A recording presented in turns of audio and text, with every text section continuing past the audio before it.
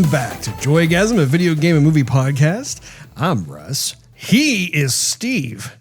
And we want to wish you all a very safe and festive Halloween.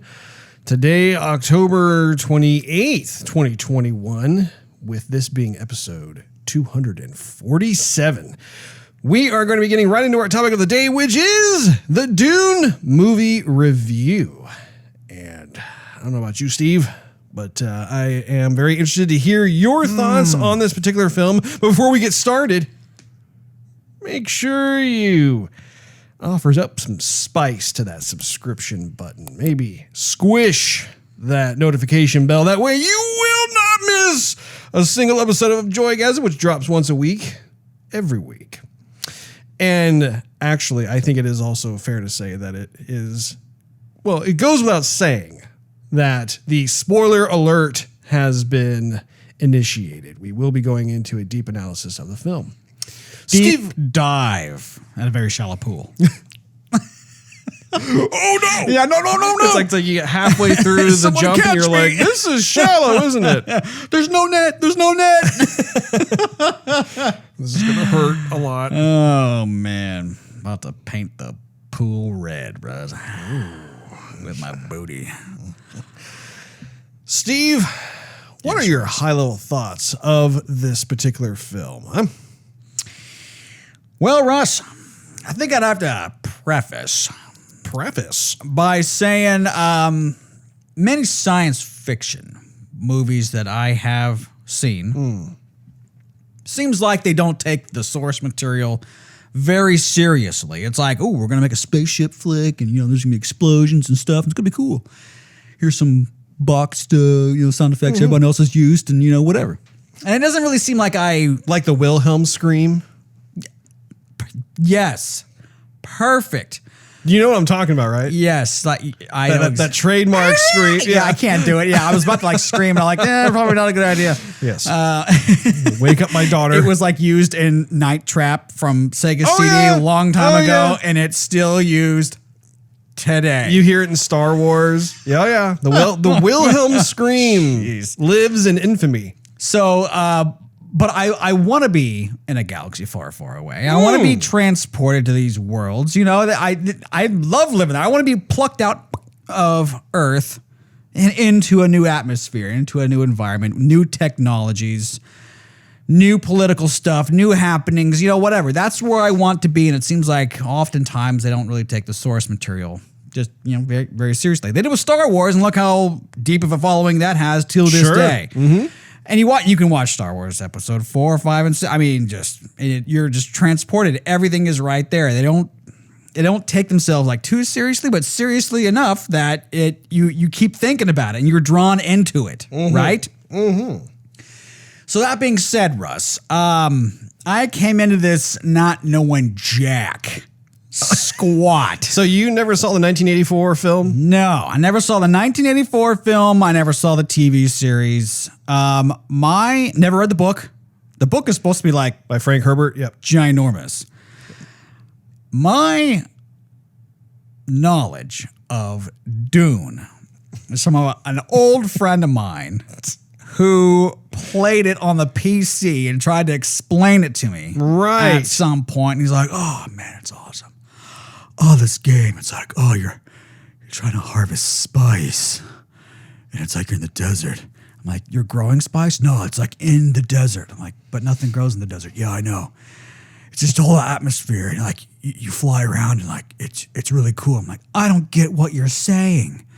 It sounds stupid to me. And so I never, and there's been games, since then, this was probably 1997, 98, 99, early 2000s maybe or something. This was a while ago. Sure, yeah. So there's been iterations since then that has never really caught traction, really. And I'm wondering if that's why. Or it could be because there's so much material to use. What do they do as far as the money that they're given and actually to produce something in a limited amount of time? It's how do you explain this entire story? I have to interrupt you really quick. When you were saying you're gist of like, or the amount of which you understand. For some oddball reason, I got in my head that you were going to say, the most I know about Dune is when I go to the beach and I'm wearing Old Spice. I don't know why that came into my mind, but I halfway figured that you were going to say something to that effect. Man. I mean, that's close, isn't it? There's spice in this? I mean, I'm literally on a sandy dune and I'm wearing Old Spice deodorant. And wearing too many clothes. And I'm hot. Suddenly the Old Spice is starting to fail. So I know nothing, Russ. Yeah. But it seems like some of the research that I've done, like this is like some of the dude whose name escapes me, who wrote the book, Mr. Herbert. Herbert. That's his last name.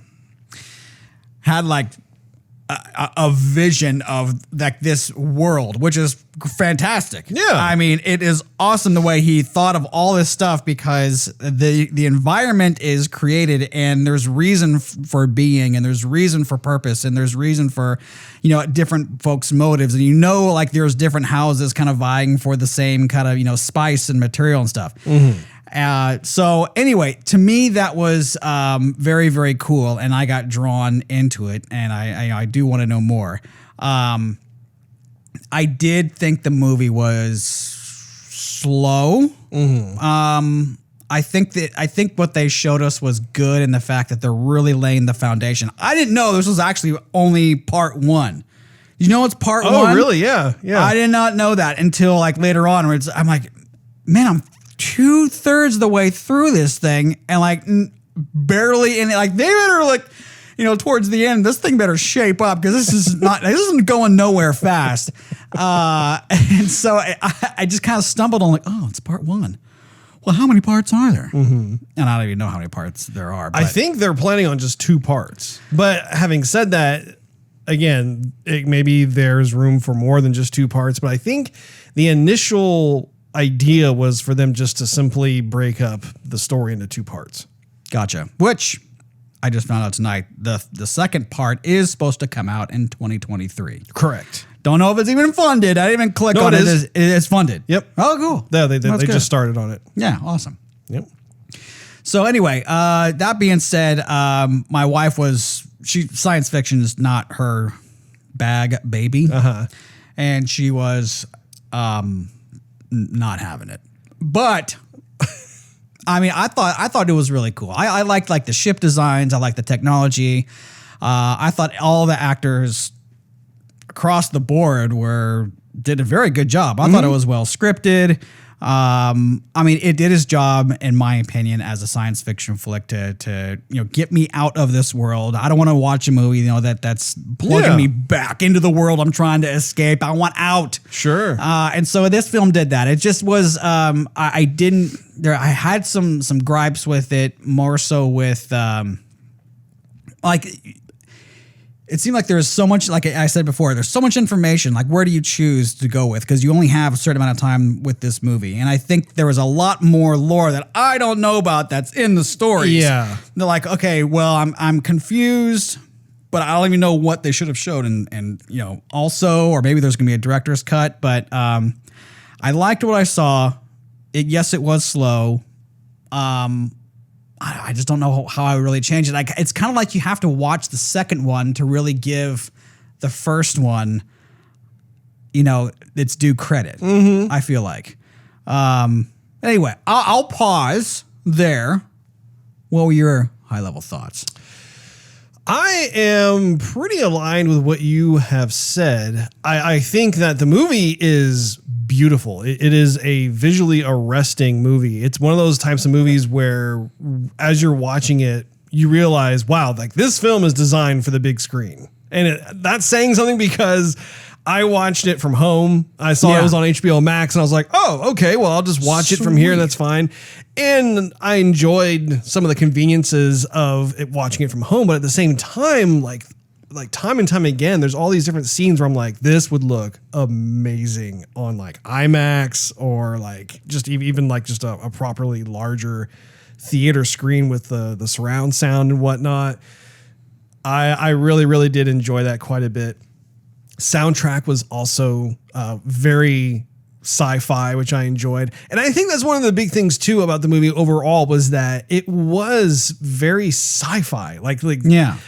But it was abstractly so in certain ways, which I liked. It was one of those things where like it was more of a feeling of sci-fi as opposed to spoon feeding like, this is sci-fi. Do you like the flavor? You know, like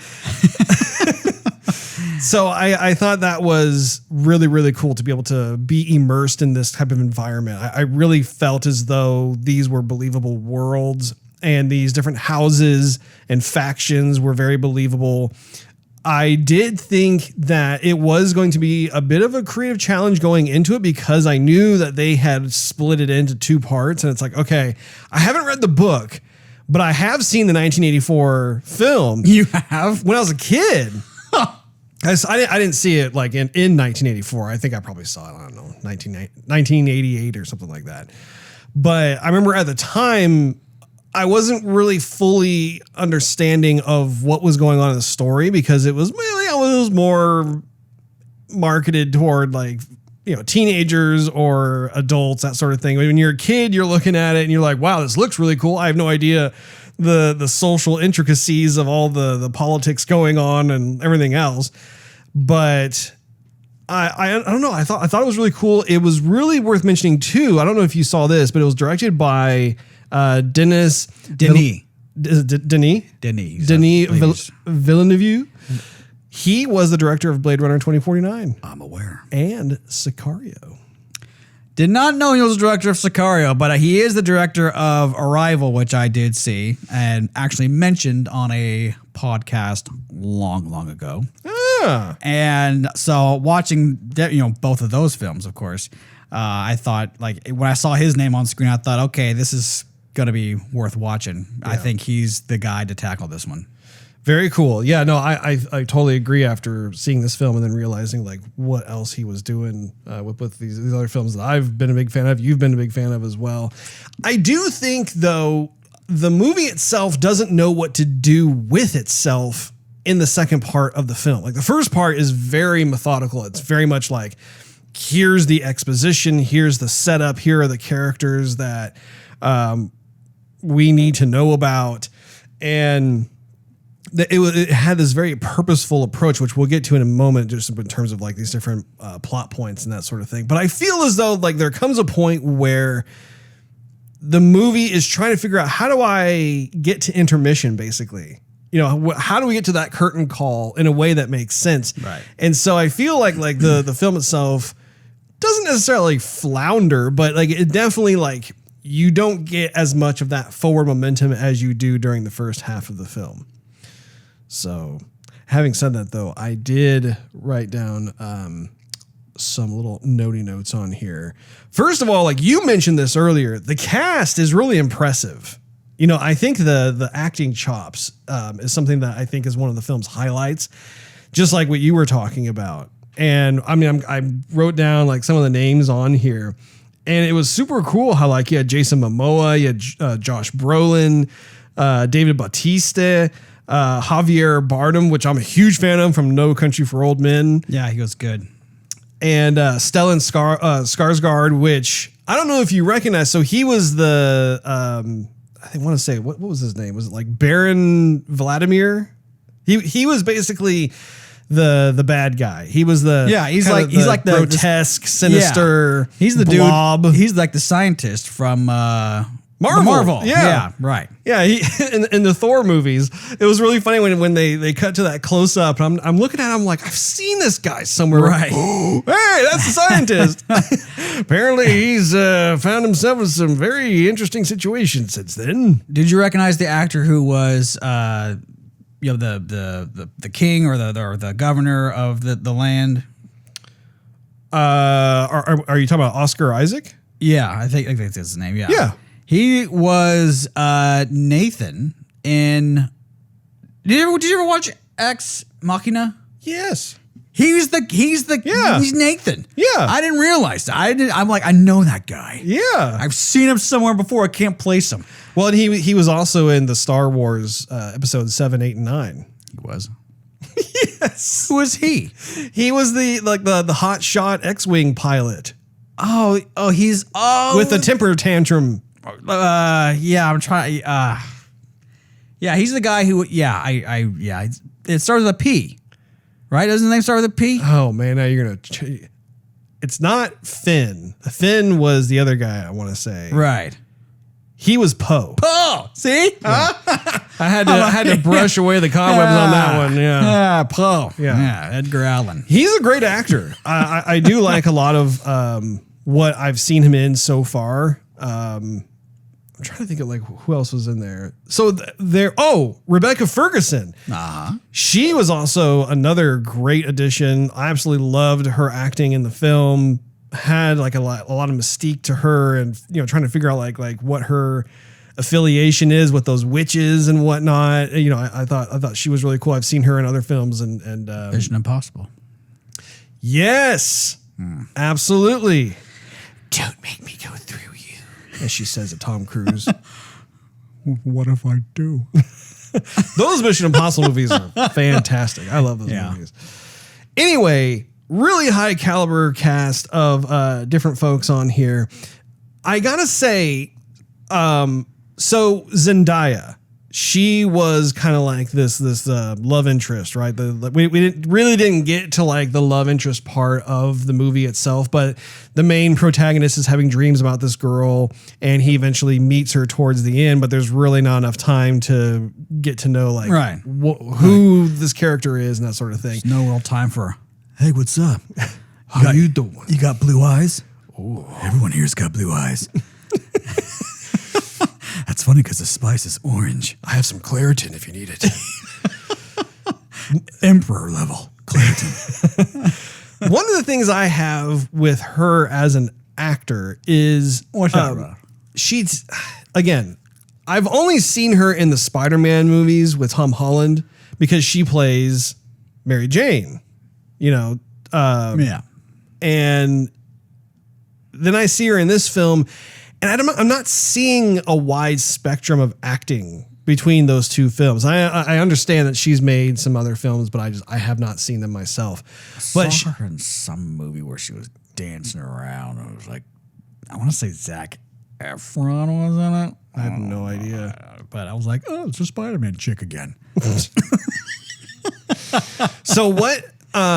Okay, so I'll ask you this: since you saw her in that film, did she exude a different part of her acting ability in that film versus Spider-Man or Dune? Yeah, I would say. Well, I would say she acted more like she did in Dune, in random movie X that I can't remember the name of, that she was singing and dancing in. But yeah, she was acting basically more mature.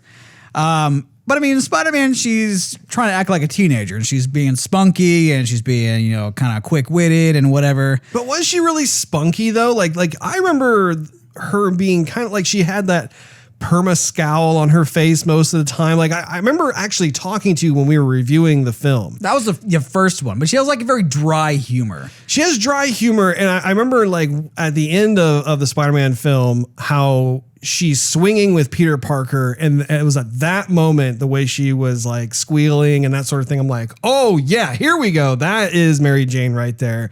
That's very much more like it. But it just seems as though her go-to is a lot of that kind of like she's just kind of doing that kind of unimpressed perma scowl kind of thing, and then if like the other character does something that is pretty impressive, then she'll kind of grudgingly admit they're like, okay, that was pretty cool. All right, well, I guess you're okay. It's like, I don't know. Like for me, I don't know. It sounds like maybe you didn't pick up on that as much as I did, but like for me, it was one of those things where like I find myself just thinking about it as I'm watching her on screen. I'm thinking, there's not like a huge departure here.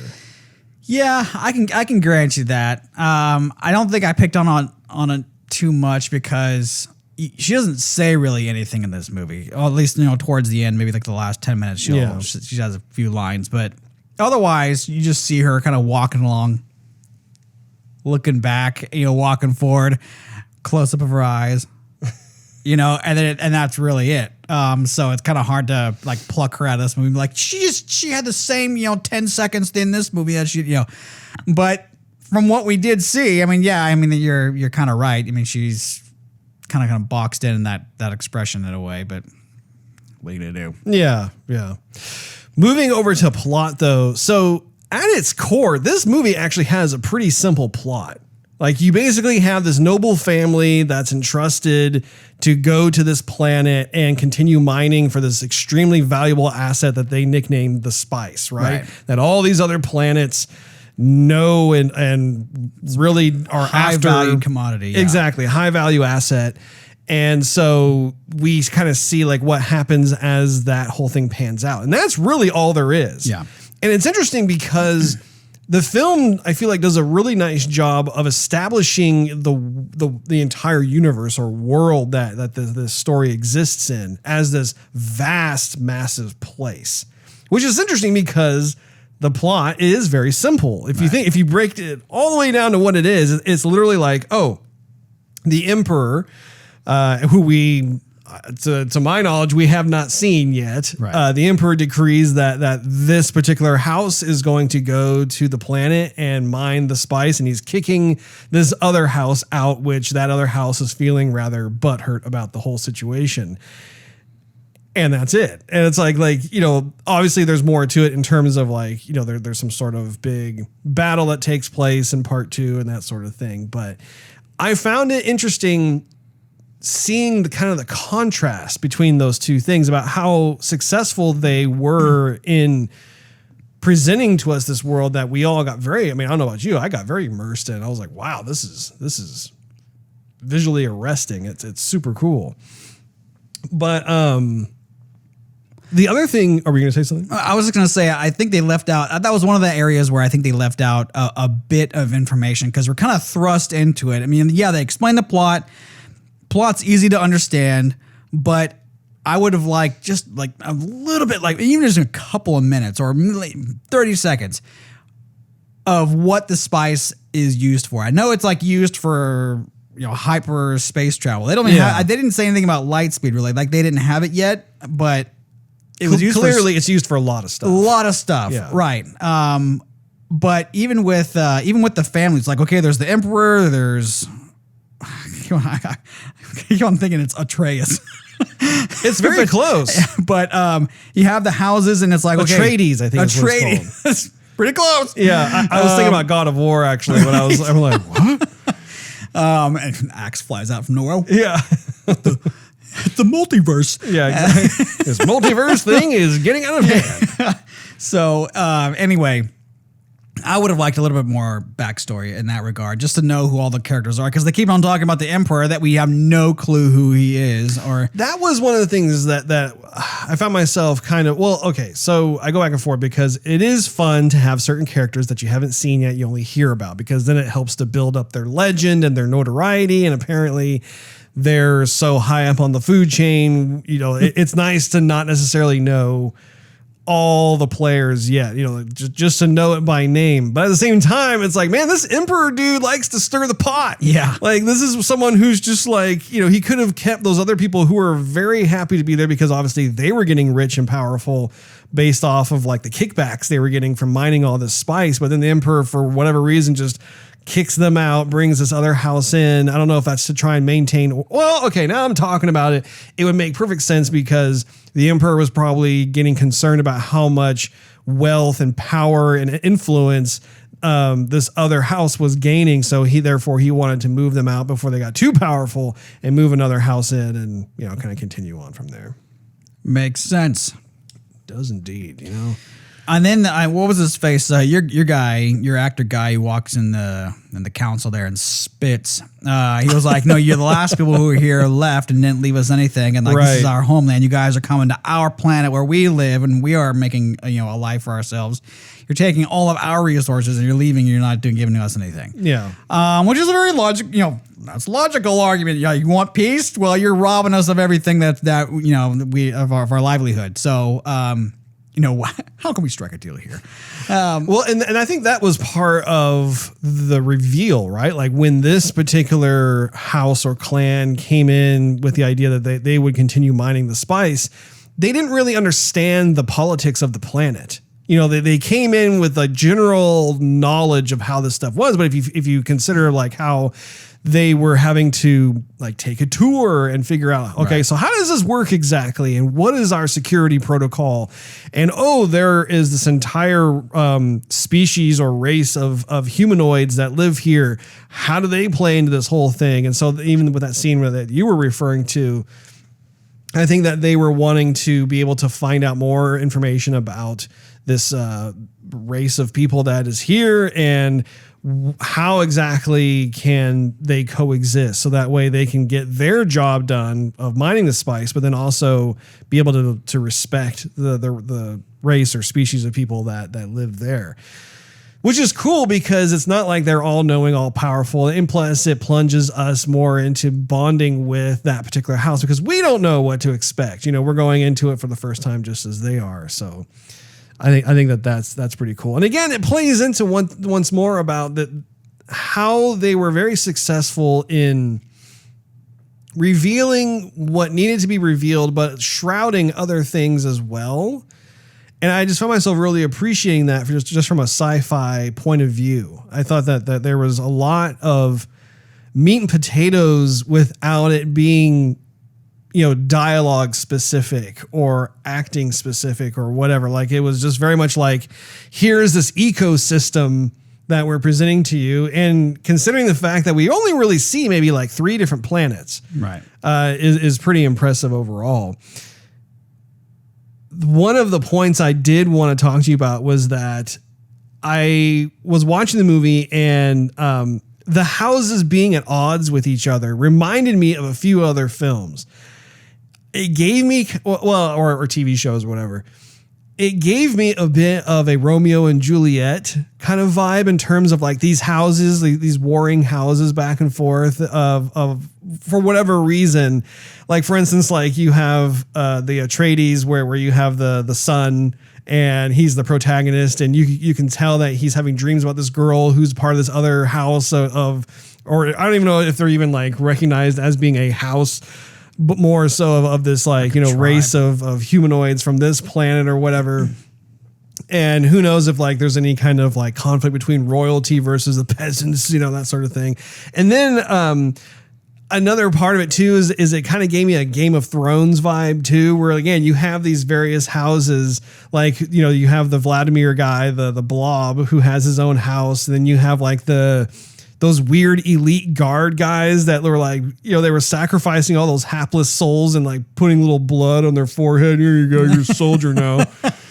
Like there was quite a bit of that going on. And then I also wrote down about how I don't think you saw. Did you see the movie Macbeth or not? I talked to you about it, but the whole like witches angle was very Macbeth. If you ever end up watching that particular film, there are these witches that help kind of cast this omen that affects the main character, and there's a lot of parallels. I'm just going to leave it at that in terms of those films. So yeah, it was interesting. I don't know if that was intentional or not, or maybe it was used as like subconscious reference or inspiration. But I did find myself kind of all of a sudden like thinking of those different types of stories as I'm watching this. I'm like, this is kind of a smorgasbord of these different things. Did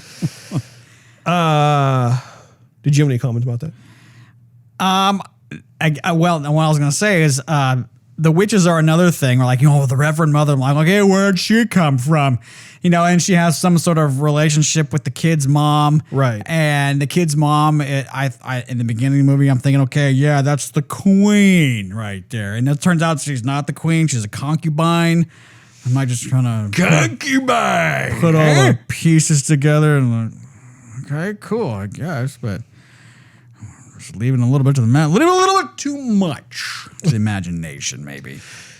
I think what the film does is it does a really nice job of presenting situational awareness to like just what is happening. And I think that's what we get drawn into, because you're right. Like when it comes to the various details, we aren't really given a lot of drill down details or huge backstories into these different families, right? Or these different clans or houses or whatever. We know they exist from a high level peripheral perspective. Right. But in terms of what they do is they give us the situational awareness of what's going on, but then their microscopic focus then goes into the situation of the whole mining of the spice and the different types of conflict that ensues, right? Like that's basically it. And I think that's what's interesting about the movie itself, is that the movie is a bit of a slow burn as you go through it, but I think it's intentionally so, and I think it works. I didn't find myself really like looking at my watch or like, you know, thinking, oh, this is a waste of my time or anything like that. I actually enjoyed how they did spend an appropriate amount of time, even with each one, like even with that main like witch mother or whatever, like we got just enough time and exposure to her that we realized, you know, at least from an introductory level of like who she is, where she hails from, what are some of her motives, and so forth. Yeah, political agendas. Yes, on her own there. Yeah, I would say that. Yeah, it's just enough, and yes, the movie by and large was supposed to be slow because of the source material. Because there's so much to say, it has to be slow. I just think it's kind of like its own. It's like it's a double-edged sword. Its own worst enemy in a way. Because yes, I think this was intentional and this is how kind of it's supposed to be. Mm. However, if you're not into the story, then you're just going to be bored and lost. There's not a lot that transpires in this part one. I think that's what's interesting, is that we're playing catch up, especially like if you haven't read the book or if you haven't seen the 1984 movie or the miniseries. Like if you're coming in as a complete newbie, you're playing catch up to all these different folks, right. and even their fancy names that they have are kind of hard to remember and figure out. Once again, kind of like that Game of Thrones kind of thing, where you're like so and so is connected here, had a history with so and so over there. Like there is a bit of that, but then when you think about it, it's like the house that gets picked, Atreides. Yeah. I know. They get picked to go down and mine the spice. So then they move to this planet. Yeah. They get caught up as to like how they mine the spice. Something goes wrong. They get betrayed.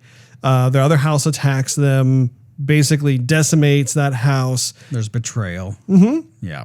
And then at the end of part one, it's like, we're left wondering, what is to become of the main character and his mom, basically.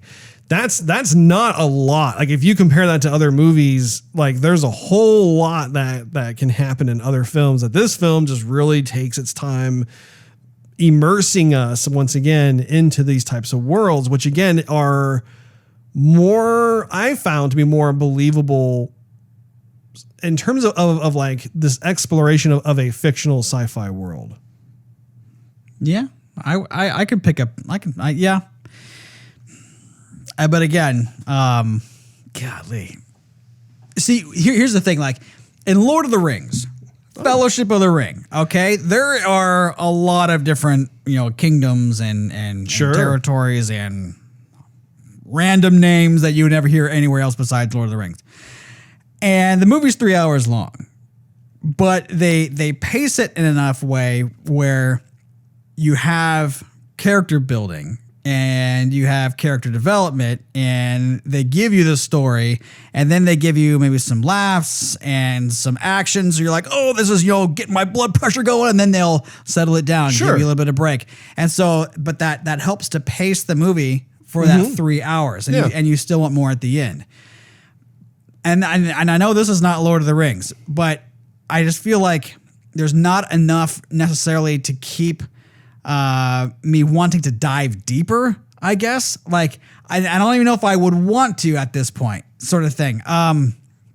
because there's not enough to hold my attention. Like I'm really looking for something in the first hour, and then it was just really a lot of talking, and then I'm really looking for something in the second hour, and little things happen here and there, and then I think, well, you know, the whole betrayal thing with the doctor, and I mean, we clearly saw he had some relationship with the kid, sure, you know, some trusting relationship, and then we didn't see anything about the doctor's wife or about his history at all. But it was just kind of a convenient little thing to put him in there to say, "Oh, my wife is really sick," and you know, the bad guy, big, fat, bald, ugly-looking dude, is going to you know slice and dice my wife, and so I have to betray you. And I'm like, oh, well, that's kind of convenient, I guess, to throw him in there in the mix. And I do think that part of that has to do with the fact that they intentionally split up the story into two parts.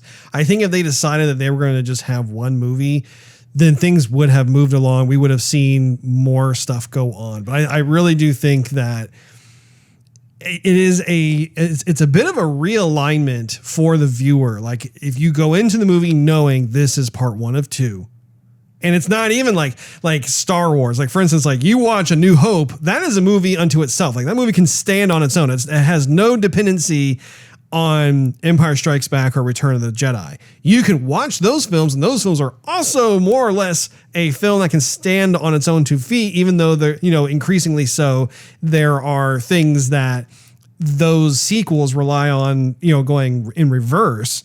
But I think in this particular film, it's literally like, just think of it as if you were going to like a live play, like you're going to Broadway or whatever, right? And you are sitting in the audience, and there is literally a curtain that goes down, and we will now have intermission for 15 minutes. If you need to have a bathroom break or get something to eat or drink, you can do so, but make sure you get back to your seats in 15 minutes. That's literally what it is. And then in 2023, that's when all of a sudden the curtain will go back up, and then we resume where we left off.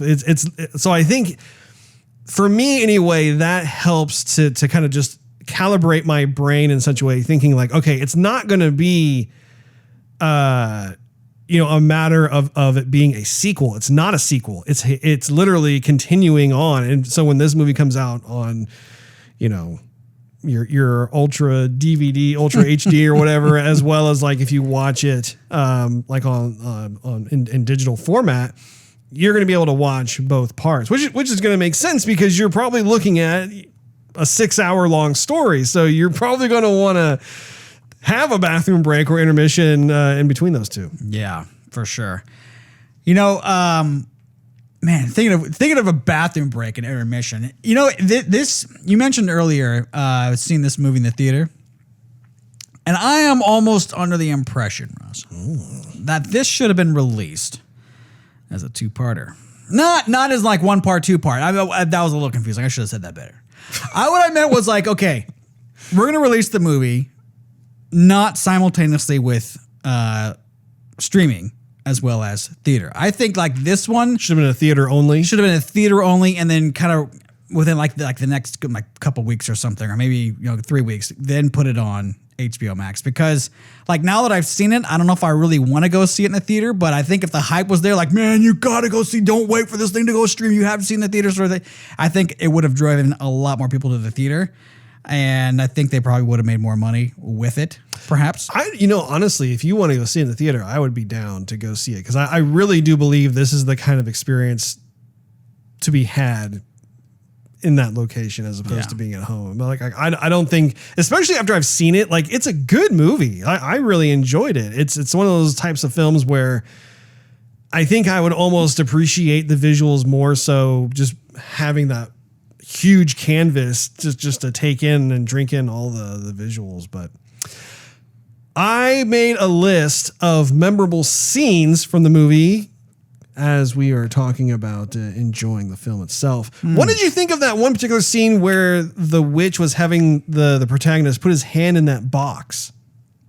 I mean, she had her little hand with the poison dart right next to his neck. Yeah. I thought that was pretty cool. I thought, ooh, something's going to happen now. Get the popcorn. Yeah. Okay, it's getting good. That conniving old bat, what's she up to?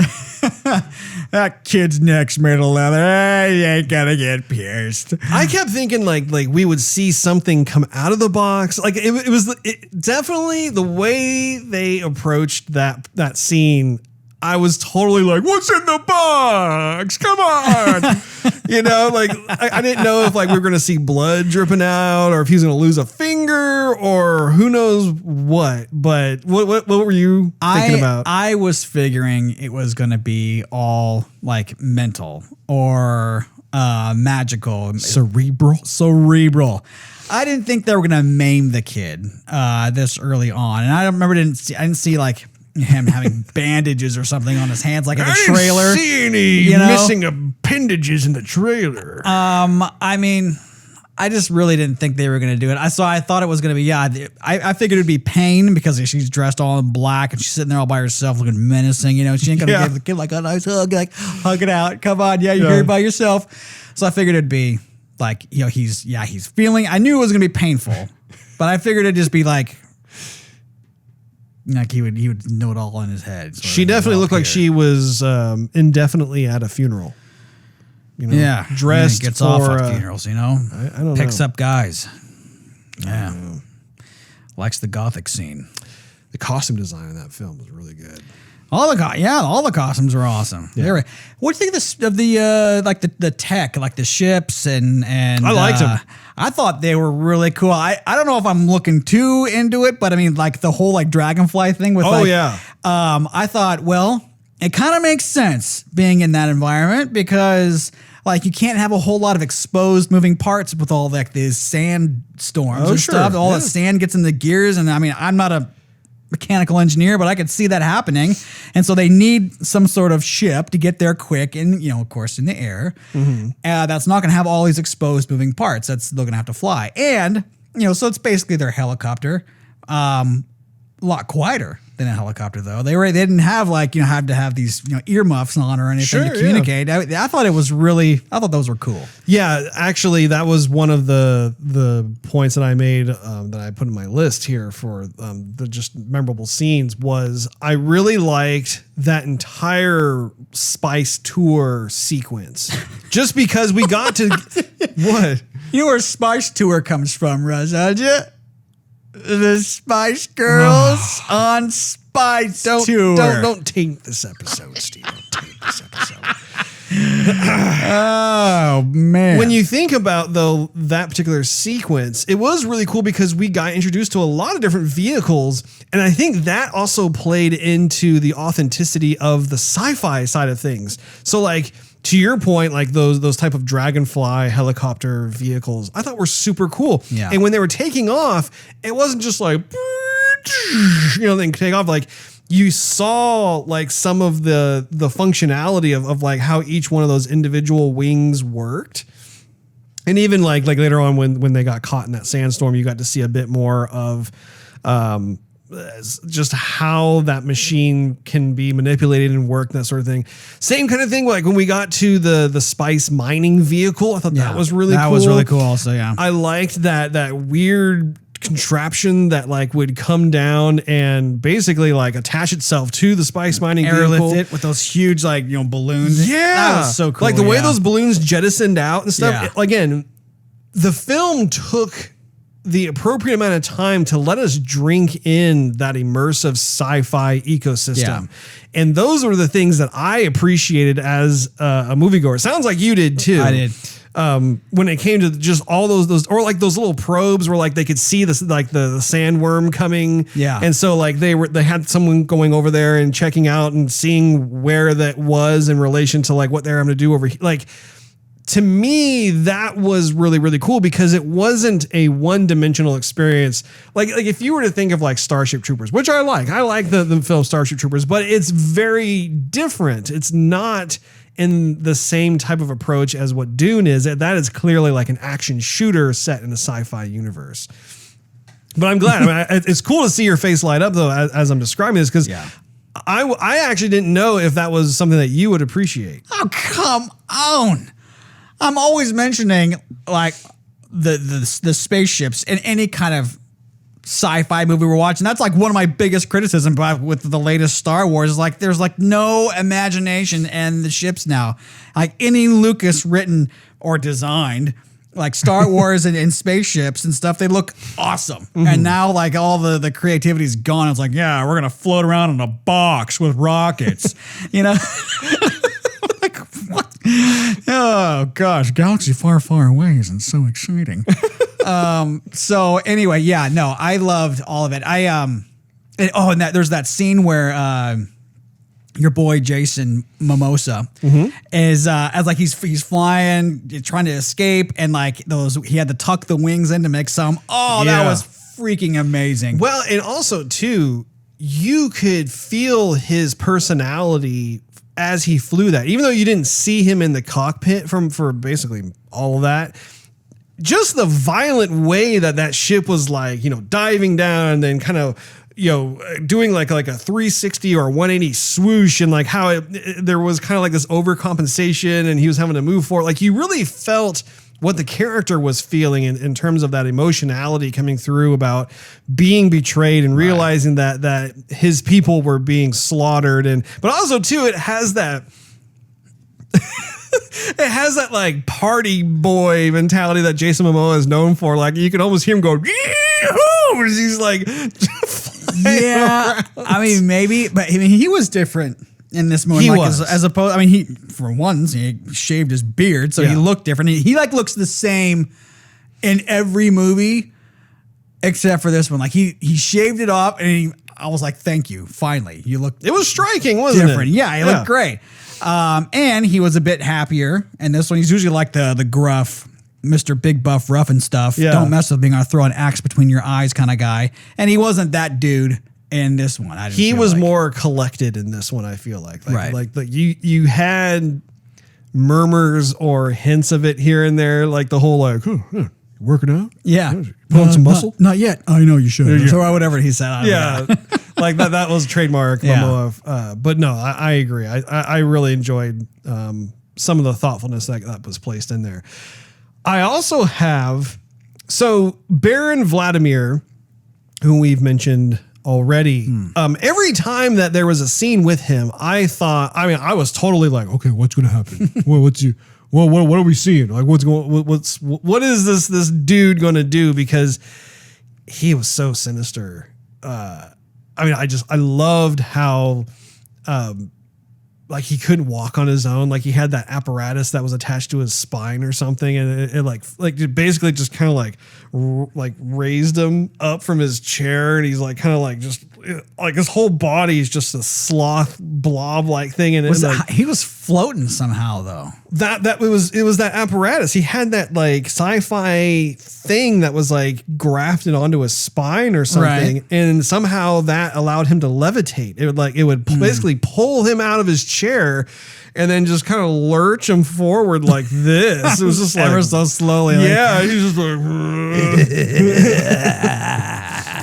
I read actually that in the story, he actually used to be very good looking. And there was something, I can't remember off the top of my head, something happened. And so it left him that way. But in a weird way though, I do think it's probably kind of a visual metaphor for also just like how his character is in terms of like his ultimate motivations and him not being a good person. Right. But anyway, like just seeing those different sequences, I was like, golly, dude, like you could really like feel the evil kind of evoked out of those different scenes. The other thing I had listed was the attack on House Atreides on the Spice Planet. That was I really got a pit in my stomach when I saw that. I mean, you knew it was going to happen. You're like it was just a question of when were they going to like unleash this whole thing. But in terms of seeing how it went down and just all the betrayals, like with the doctor and I don't know, like you really, I don't know, you kind of have this ill feeling in your stomach. Yeah. Well, it's because everyone's dead, Russ. Well, they weren't yet. I know, but I mean, like, I have a question for you, by the way. Pregunta, por favor. I'll stop. Josh Brolin's character, did we see him get killed like the last thing I remember him in the movie, like he was It's like, follow me. yeah, they were like charging toward the ships, but then the ships got blown up. Right. Did he get taken prisoner or did they kill him? Like, I don't recall. I don't recall either. I mean, we didn't see him die. And in Hollywood, if they don't see anybody die, that must mean they are still alive. Mm-hmm. Especially as a character as big as Brolin. Mm-hmm. I would think they would probably off him pretty gruesomely since he was well known, liked. I'll have to. It just gives me another reason to rewatch it. There you go, Russ. The other scene that I had on my list was the whole spitting scene. Like you had Stigar come in and spit on the table, and the first impression is like, oh, he's being disrespectful. When in fact it's the exact opposite. Like because water is such a rarity, any kind of fluid is a rarity on that planet, that for him to actually sacrifice that spit from his body to the table shows that like he means this with the utmost respect and that he values this meeting. I really enjoyed how that played out. Well, it wasn't just like that scene though. I feel like a lot of the script and everyone's lines were believable and they were mature. Yeah. Like the whole thing wasn't like a stereotypical father role or government role or advisor role. A lot of the characters, the way they were written, the lines they had, and how they reacted, to me was very believable if I was there. Like if this was real, I would expect pretty much everything to happen the way it happened, or the dialogue between the father, the son, his advisors. That guy, your boy, whatever his face is, Stalgard, Stalgrid. What is his face? The dude with the blue eyes, who came in, the spitting guy. Come on, run! You just mentioned the blue guy, the blue-eyed dude who came into the council room and spat. What is his name? Are you talking about like his actual name or the character name? The character name, right? I think it's okay. Whatever. Stigar. So Cigar? Cigar. No, it's not Cigar. Cuban. I think it's Stigar. Stigar. Okay. I may be pronouncing it wrong, but anyway. But the actor's name is Javier. Javier Bardem. Yeah. So I mean, he doesn't have anything. Stigar. Maybe that's how they pronounce. I don't know. Sorry. Go ahead. Go ahead. Sorry, Steve.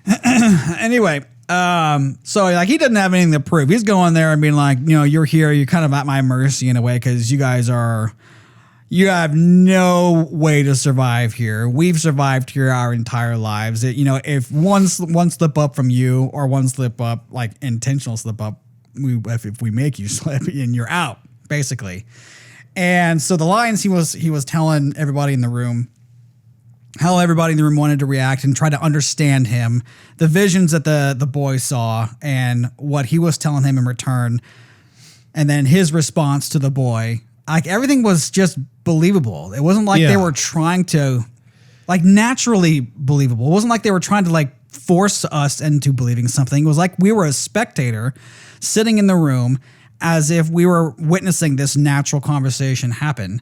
And the lines were just completely legit throughout the whole thing. I mean, even with that conversation towards the beginning, after the boy. The names are hard. I'm gonna say like they are not easy to remember. I don't fault you for that. So Momoa has the run-in with it. With the kid. I want to say Momoa's character's name is Duncan. Duncan. Yeah. Okay. The one easy name. What's the one easy name? Don't remember. Hey, awesome. At least I remembered that one. What's his name? Fred. Yeah.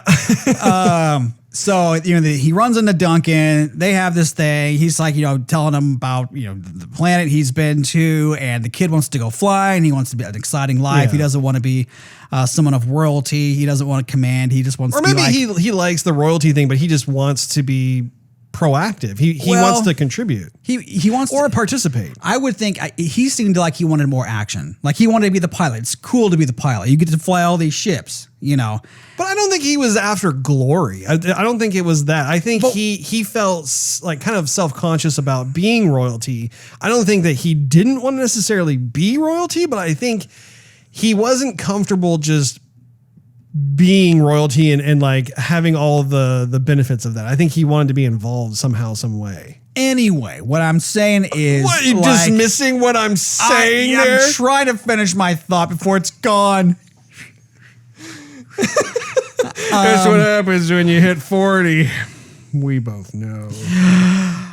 So anyway, the dialogue between dad and son is like not this, no, you won't follow in my footsteps because I command it and you're my kid. Sort of thing. The dad levels with the kid like, I was your age once. I know exactly what you're thinking. And let me tell you what you're thinking. The kid agrees and he says, okay, this is why. I like that scene too. Exactly. It's like, this is why you have to kind of change what you're thinking. It's almost like a scene from Gladiator between Maximus and Caesar, right? He's like, I'm handing you the keys to the empire. And Maximus is like, I don't want it. Yeah. He's like, that's why you got to have it because the power hungry people are going to corrupt this seat. Right. You need this. Right. You know, that's what it reminded me of. Yeah. And I thought it was, there were a lot of sequences with the dialogue. I mean, there's quite a bit. They were mature sequences. Like that sequence could have easily turned into like, the father like screaming at his son and like, you will do as I say, you insolent whelp. You know, but instead, I'm gonna smack you. You have hit that microphone, I think 3 times in this one particular episode, Steve. I'm excited. Oh my goodness. Anyway, let us go into movie trivia courtesy of IMDb. I did pluck out some nuggets out of this. Composer Hans Zimmer is a big fan of the novel Dune and turned down working with frequent collaborator Christopher Nolan on Tenet from 2020 to score this film, which makes a ton of sense because if you recall, we were reviewing the movie Tenet, and that was one of the things that I was surprised about was how Hans Zimmer was not a part of it because he's pretty much worked with Christopher Nolan on all of his other big movies, so it makes sense now.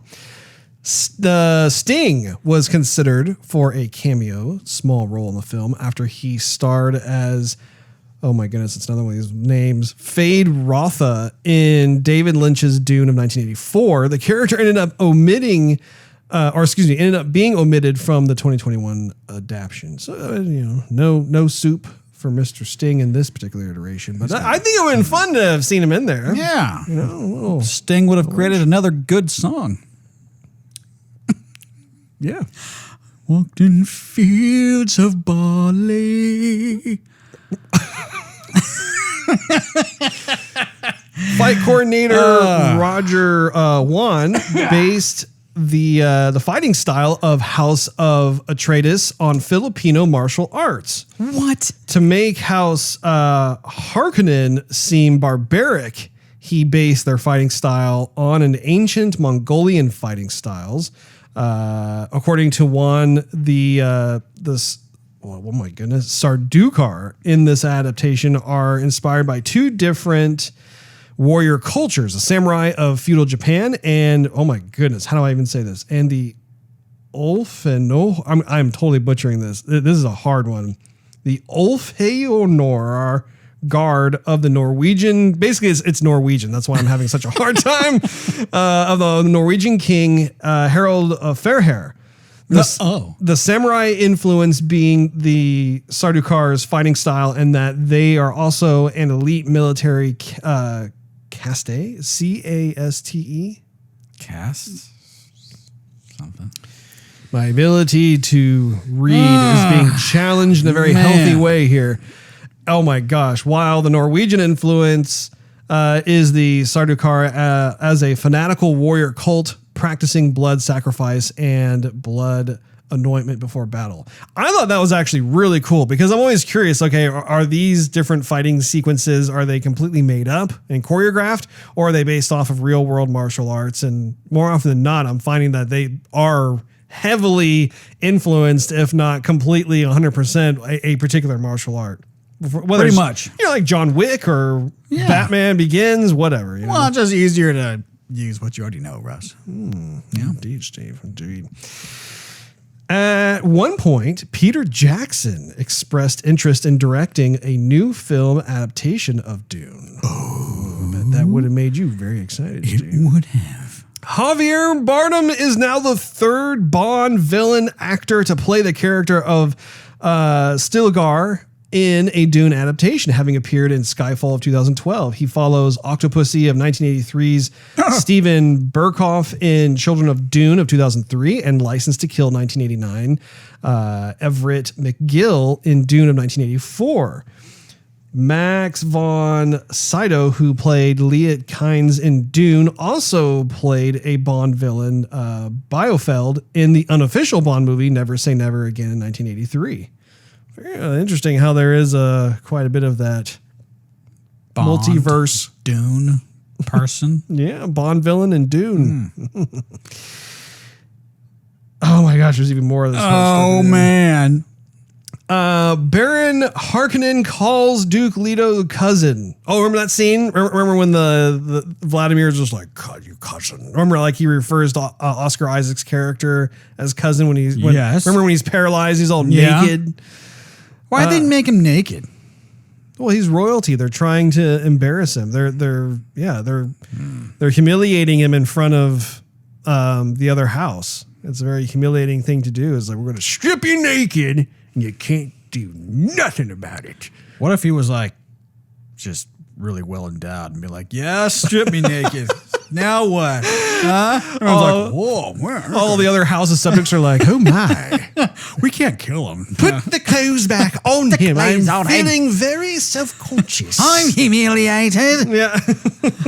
I'm feeling under-equipped all of a sudden. Anyway, back to the trivia at hand. Moving on. Anyway, he says he calls him cousin, implying that they are family in the expanded universe of Dune as part of the Ben Gesserit plan to beget the Kwisatz. I don't know these what names. You're saying. Basically, the Reverend Mother requested a child from Baron Vladimir. He brutally raped her and impregnated her with Lady Jessica, who is the wife. Who later became Paul Atreides' mother, making Paul the Baron's grandson. Furthermore, after the rape, the Reverend Mother infected the Baron with a disease that caused his extreme obesity. Due to this, the Baron can no longer walk and has to resort to floating devices. Okay, so that explains a lot. That would have. Now it's my turn to hit a mic. It's infectious. Man, that would have. Well, I mean, I don't want to see. I mean, that could have been something that was told to us, like maybe some dialogue in the beginning, or stuff we had to read, maybe. But that's what this is saying. Was like if you read the expanded universe of Dune, that is explained, right? But I mean, that's kind of important. Yeah, I mean, I don't want to see I don't want to see the thing happen I had on no screen. idea that I would reach that. I was octave. like, wow, you're sucking on a helium balloon before the show, or what? Soprano over here all of a Like, sudden. man, My Russ. goodness, whew. Yeah, That was really funny. Someone pinched my nuts.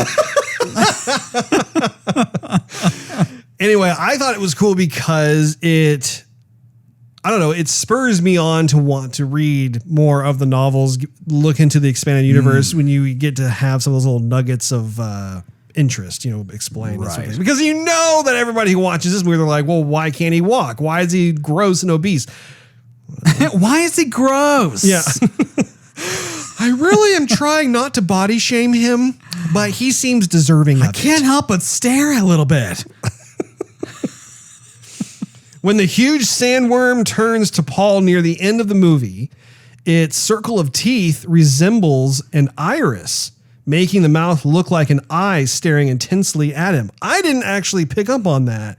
That sequence where they were kind of at dusk and he was running toward the rocks toward the end and that huge worm was coming toward him. Yes. The worm emerges and looks at him like this. It doesn't look, but his mouth is open. Yeah, like you're screwed. And the worm has those teeth that are it reminds me almost of whale, like how a whale has those bristles. Yeah, like a bristle is to get all the shrimp, all the plankton and stuff. All the plankton, yeah. But I'll have to watch it again. But apparently, according to this, they had the teeth kind of align and position themselves in such a way It resembles like an eyeball or an iris kind of focusing on the boy. Yeah, awesome. We'll have to let's see another reason to watch the movie. But we need to see this in the theater, Steve. But and the worm was like thumping, like the worm was trying to communicate with the kid. I don't know if it was possibly, or maybe that it was just revealing some more of the biological side of the worm, because the thumping also, if you remember, one of the members of the clan had an artificial thumper that it activated in the distance, which caused the worm to have its attention go that way and then leave. This is the first time since the movie franchise started in 1962 that the James Bond character died. What? No, this is not. What am I looking at here? Forget I said that. Okay. I got my Bond trivia mixed up with the previous Bond villain stuff. It kind of. And this is the first film where a Bond girl is from Cuba. Oh wait, that was from the other show. Yeah, that's from episode 245. Not this one. Ana de Armas not in this movie. We start talking about Bond villains and everything else. It's the first film where Daniel Craig's not in the movie Dune. Where was Daniel Craig in Dune? I want my money back. So, final thoughts, and I don't even know, like, should we do a rating since this is clearly, like, the first half? Or should we not? I guess we could. I would say so. Yeah, I'll just continue where we're going, Russ, because it's going to be a couple years until the second half is going to be out. Kick it off, Steve. So, reiterating what I said, Russ. There's a... I avoided a thump there from the microphone. Appreciate that, Russ. That was close. You're always looking out for me. That was really close. You know, ever since we're in second grade. Anyhow, so I enjoyed it. I think I would have preferred to watch the movie maybe in a theater. I don't know. I love streaming movies in my own house. Well, yeah, there are benefits to that. Anyway, but yes, definitely a movie you want to see on the big screen. Definitely a movie for hardcore sci-fi fans. Yeah. If they do make the movie, if you never read the book, they still give you enough to understand the movie. But like I said earlier, they leave a lot of the important details out, which I think we could have all benefited from. Maybe if there's a director's cut with like 30 more minutes, maybe. I think that a lot of that stuff would be vital. I thought the movie was well scripted. I thought the movie was well acted. I like to see all the technology. I love the way that the movie was filmed with the cinematography and how the shots were framed and like the depth of everything. Like there's definitely more to like than not like. But my issues again were the pacing in the movie was pretty darn slow. I would have liked to see a little bit more action. One of the things you liked that I didn't really care for was the music. I thought the music sounded too much like Blade Runner, honestly. Like, it's like they took a lot of the music from Blade Runner, which was fine, and then they added some really odd singing to it, which kind of threw me for a loop a little bit. I didn't think that was either A, it wasn't very original, or B, it was annoying. There were times when the music was absolutely fine to fill the depth or the darkness or whatnot, whatever kind of mood they were trying to tell with the scene. But there were times where like the people were like just yelling. Ah! I'm like, okay, what's happening? And I'm like, nah, it's not. I'm not feeling the music too much. So that being said, that hurt my ears. I'm sorry. Yeah, you know you like it. Anyway, that being said, I would say right now where things are, I would give it a 3.5. 3.5? Yes. All right. So this movie for me was... I honestly think it was a triumph from a sci-fi perspective. And, when we think of different types of sci-fi movies, there are different aspects or qualities that we can appreciate from these different movies. This one, however, had a more tangible, accessible realism to its sci-fi that I liked quite a bit. And it's kind of funny to say that because it's not like they got down to like the nuts and bolts and nitty gritty of all the different things that were sci-fi, but there were a lot to drink in that, like from my mind, like my mind could just fill in those gaps and it just worked. I never saw something where I'm like, well, that doesn't really seem like it would work, or that doesn't seem to make a lot of sense, or what have not. You know, I think that even when they were combining the environments of the planets themselves with the architecture, with the costume design, everything worked really well. In fact, I don't know if you have seen this, but I ended up taking some stills from the movie. I placed them on social media. So if you go check us out on Facebook or Instagram or even Twitter, just look for Joygasm TV. Yeah.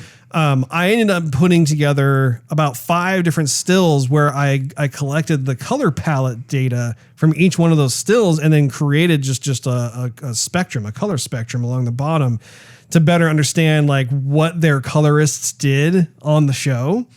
So I mean, it speaks very highly towards the art direction, the cinematography, the overarching visuals with the costume design and whatnot. All of these get very high marks for me. I also think that the acting is really believable, like you were saying, very well done.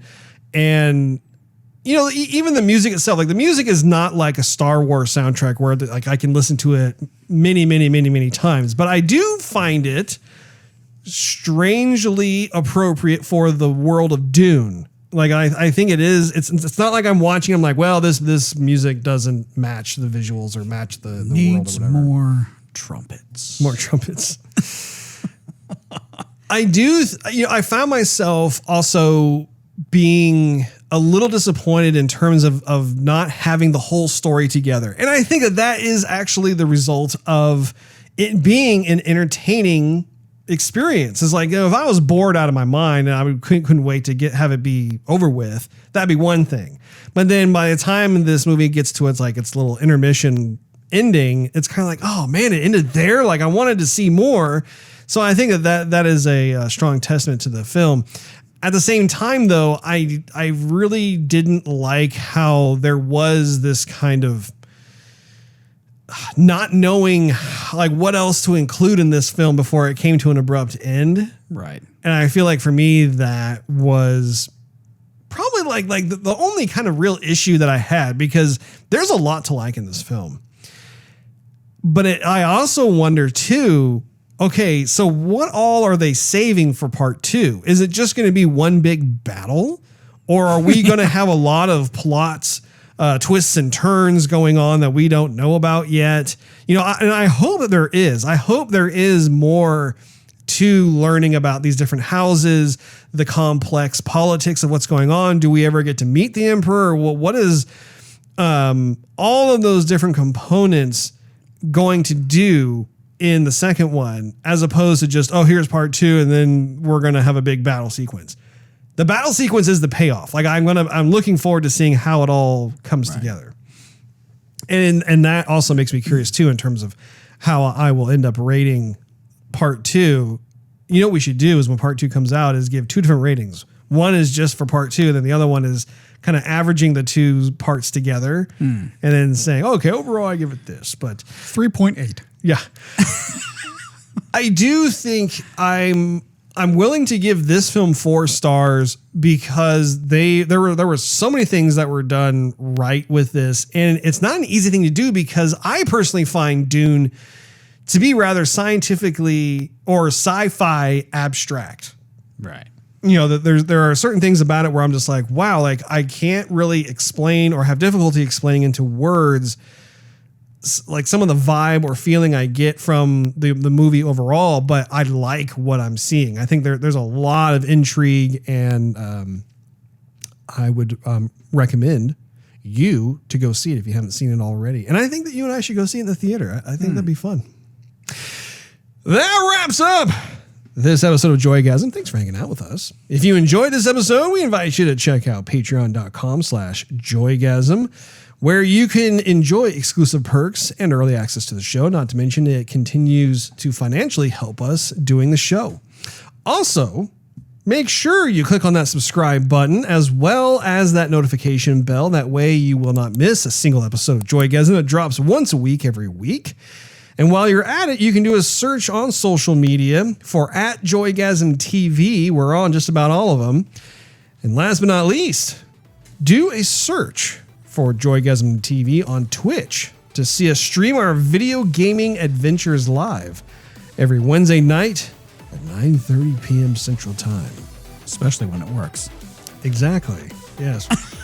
We look forward to hanging out with you all again next week.